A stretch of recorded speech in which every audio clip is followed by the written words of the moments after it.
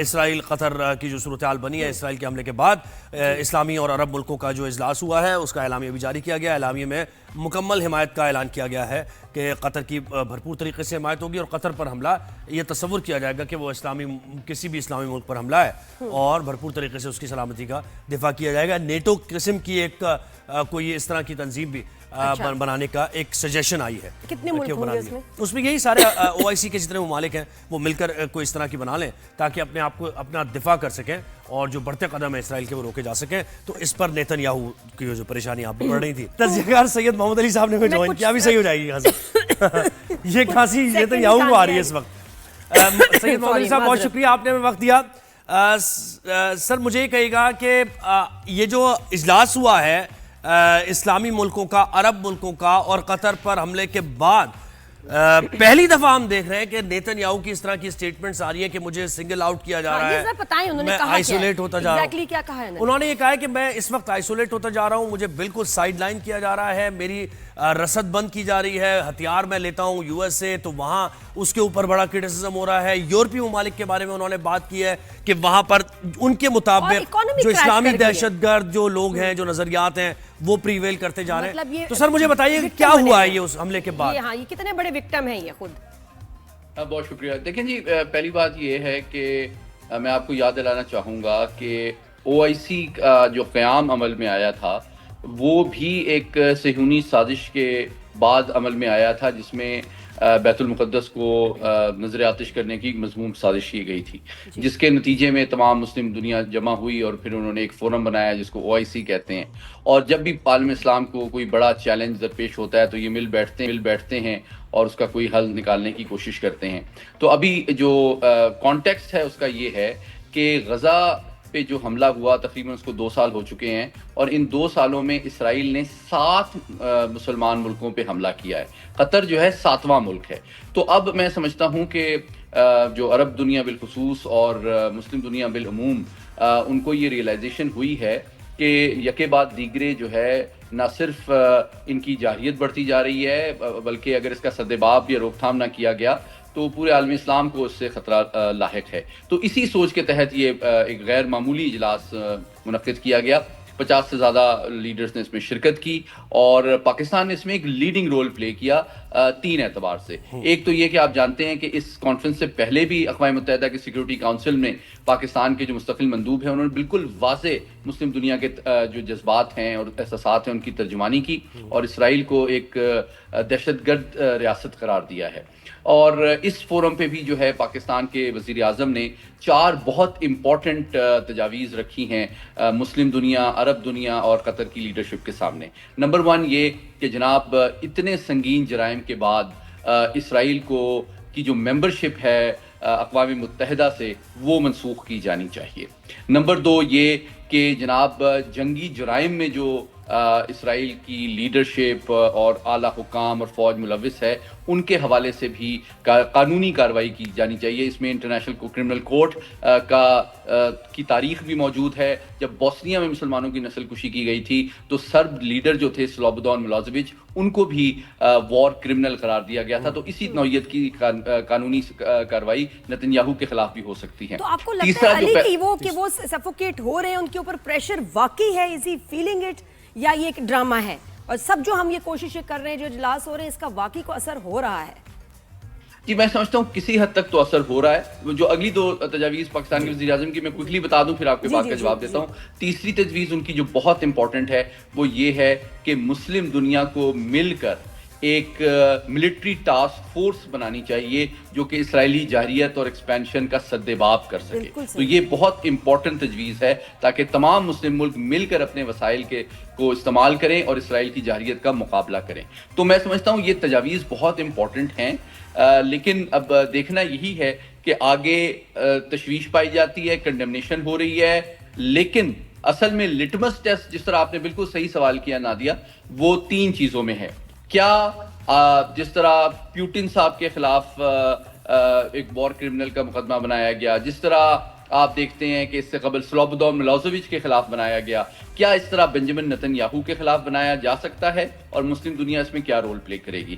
دوسری بات کہ کیا وہ اقتصادی پابندیاں لگا سکتی ہے اور اپنے سفارتی مراسم جن مسلم ممالک کے اسرائیل کے ساتھ ہیں اس کے اوپر نظر ثانی کر سکتی ہے تاکہ ان کے اوپر ایک معاشی دباؤ بھی ڈالا جائے؟ اور چوتھی بات یقینی طور پہ کہ کیا ان کی یہ صلاحیت اور خواہش ہے کہ وہ مل کر ایک دفاعی نظام مرتب کریں جو کہ اسرائیل کا کی جارحیت کا مقابلہ بھی کرے اور اس کو سزا بھی دے. تو پانچویں بات اس میں یہ بھی امپورٹنٹ ہے سر، پانچویں بات اس میں ایڈ کر لیں کہ اب مسلم ممالک ایک دوسرے سے متحد ہیں یا نہیں ہے؟ جی بالکل ایسے ہی ہے، اور اس کو پھر آپ اسی کانٹیکس میں سمجھ سکتے ہیں کہ کون سی قوتیں ایسی ہیں جو مسلمانوں کے درمیان میں تفرقہ بازی اور غلط فہمیاں پیدا کرنے کی کوشش کرتی ہیں، بالکل اسی نیت اور مقصد سے کہ اس طرح کی سچویشن میں وہ متحد نہ ہو سکیں. تو جو لوگ ہمیں منتشر کرنا چاہتے ہیں، ہمیں سمجھ لینا چاہیے کہ ان کے مقاصد کیا ہیں اور کیسے ان کو ناکام بنایا جائے. لیکن ایسے اس کے لیے بہت کچھ قربانی دینی پڑے گی قطر کو بھی اور ان ممالک کو جن کے کلوز ٹائز ہیں ان کے ساتھ. پہلے تو دیکھیں to start with to cancel all trade relation. اگر آپ یہی مطلب کچھ کہیں تو صحیح کہ جی اب ہم نے یہ کیا ہے کہ ہم ان کے ساتھ ٹریڈ نہیں. سعودی عرب کو آگے بڑھنا پڑے گا اس میں. اگر ہم ان کو تیل نہیں دیں گے، ہم ان کو ان کی ہیلپ نہیں کوئی کریں گے، جب یہی اناؤنس کر دیں تو لگے گا کہ جی سیریسنس ہے بڑی. میں آپ سے بالکل متفق ہوں نادیہ. دیکھیں اگر آپ علل اعلان جنگ نہیں کر سکتے یا کرنا چاہتے اور امن کو خطرہ میں نہیں ڈالنا چاہتے تو کم سے کم اپنے سفارتی اور اقتصادی جو روابط ہیں اسرائیل کے ساتھ اسی پہ نظر ثانی کر دیں. صرف تشویش اور مذمت سے تو کام نہیں چلے گا، کیونکہ میں نے جس طرح پہلے گزارش کی 2 سال میں 7 مسلم ریاستوں پہ جو ہے اسرائیل نے حملہ کیا ہے. اور آپ کو یاد دلانا چاہوں گا کہ تقریباً جتنے بھی اس کے نیبرز جن کی اراضی پہ غیر قانونی طور پہ اسرائیل اس وقت قابض ہے وہ تو ان کے ساتھ شیر و شکر ہو چکے ہیں، ان کے ساتھ ان کے تعلقات بھی ہیں، رواسم بھی ہیں، چاہے وہ مصر ہو، چاہے اردن ہو، چاہے شام ہو، چاہے لبنان ہو. تو یہ تمام ریاستیں جو ہیں سر دیکھیں نا، حقیقت تو یہ بھی ہے نا کہ بہت سے ملکوں کو تو ڈیفینڈ ہی یو ایس کر رہا ہے نا، ان کی تو اپنی آرمی ہے بھی نہیں. تو اتنی حد تک جب کلوز ٹائز ہوں تو پھر آہستہ آہستہ بہت تھوڑا وقت ہی لگتا ہے اس سے سائیڈ لائن ہوتے ہوئے. اور اچھا یہ آپ نے بہت امپورٹنٹ بات کی. اس پہ میرا شارٹ کمنٹ یہ ہے کہ دیکھیں چونکہ امریکہ کے تقریباً 19 ملٹری بیسز ہیں مڈل ایسٹ میں، اور لیکن یہ 7 ملک جو ہیں وہ اسرائیلی جارحیت کا نشانہ بنے ہیں، تو یوں لگتا ہے کہ امریکہ کی جو افواج ہیں وہ ان ممالک کی سلامتی کو انشور کرنے میں کامیاب نظر نہیں آتی ہیں. تو مجھے لگتا ہے کہ بتدریج امریکہ کی سیکیورٹی کے حوالے سے عرب ممالک میں تشویش اور اعتماد کا فقدان پیدا ہو رہا ہے، اور اس حوالے سے پاکستان کی جو آفر ہے اس پہ غور کرنا چاہیے. اب ہمارے پاس دنیا کی بہترین فوج ہے اور اگر ہم ان کو سیکیورٹی پرووائڈ کرتے ہیں تو میں سمجھتا ہوں. ویسے سر آفر کیا ہے یہ آفیشیلی، یعنی کوئی آفر یہ ایسی مطلب آپ یعنی بات کو فلوٹ کیا گیا ہے یا پھر یہ واقعی ایک آفر ہے پاکستان کی طرف سے؟ میں سمجھتا ہوں کہ دیکھیں پاکستان کے اندر صلاحیت بھی ہے، قابلیت بھی ہے، تجربہ بھی ہے، اور آلریڈی جو عرب، میں بلکہ تقریباً 15 سال سے نیشنل ڈیفنس یونیورسٹی میں پڑھا رہا ہوں، وہاں پہ 30 سے زیادہ دنیا کے ممالک کے اعلیٰ افسران آ کے تربیت حاصل کرتے ہیں، اس میں عرب ممالک کے اعلیٰ افسران بھی شامل ہیں. تو وہ پاکستان کی جو فوجی قابلیت، اہلیت، صلاحیت اس کو بہت اہمیت دیتے ہیں. ہمارے کئی سینئر افسران جو ہیں وہاں پہ ملٹری ایڈوائزر کے طور پہ بھی رول پلے کر رہے ہیں. تو آلریڈی ہمارے درمیان ایک احترام اور اعتماد کا رشتہ موجود ہے، لیکن اس کو مزید بھی بہتر بنایا جا سکتا ہے. علی میں اس میں سیکیورٹی دے سکتے ہیں، لیکن میں ایک بڑی خطرناک بات ہے اس میں. آپ نے کہا کہ جی پاکستان جو ہے سیفٹی جو ہے ان کو پرووائڈ کرے، یہ وہ کیوں؟ جب ہماری جنگ نہیں، سن لیں میری بات، جب ہماری جنگ ہوئی نا انڈیا سے، ہم نے اکیلے لڑی، کوئی نہیں آیا ہماری ہیلپ کے لیے، ٹھیک ہے. اب یہ کہ جب قطر پہ حملہ ہوا ہے، why are we being shown as the military face of the conflict? بہت اہم سوال ہے اور اس کا جواب بالکل. جب دنیا میں کچھ ہوتا ہے پاکستان ملٹری فیس، تو دشمن تو ہمارے پیچھے آئے گا، اور جب ہماری جنگ ہوتی ہے ہمارے پیچھے دشمن ہمارے گھر میں آتا ہے تو ہم اکیلے لڑتے ہیں. ہم کیوں کسی کے لیے لڑیں؟ جی بہت اچھا سوال ہے. اس کا جواب یہ ہے ہماری ریسورسز ہمارے لیے ہونی چاہیے.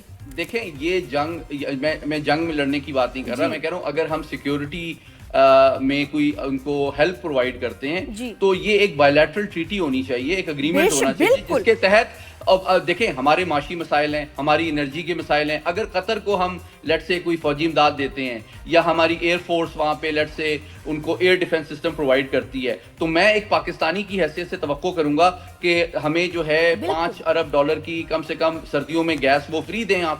نہیں, ہمیں یہ جو ہے اس کے بعد گارنٹی دیں کہ اگر ان کا دشمن پھر سب کا دشمن ہمارے پیچھے آئے گا نا, کہ کون دیکھ رہا ہے, تو پاکستان کے پیچھے آئیں گے, تو then what will these countries do؟ کیا یہ آئیں گے لڑنے ہمارے ساتھ, ہمارے لیے لڑیں گے؟ وہ لڑنے کے لیے نہیں آئیں گے, نہیں وہ لڑنے کے لیے نہیں آئیں گے. میں کچھ جواب دے دوں کہ لیکن ہمیں یہ دیکھنا ہے کہ ہمارا فائدہ اس میں کیا ہے. اگر وہ ہمیں مالی فائدہ نہیں چاہیے, ہمیں مالی فائدہ نہیں چاہیے. صاحب بہت شکریہ, آپ نے ہمیں وقت دیا. پھر انشاءاللہ آپ سے دوبارہ بات ہوگی.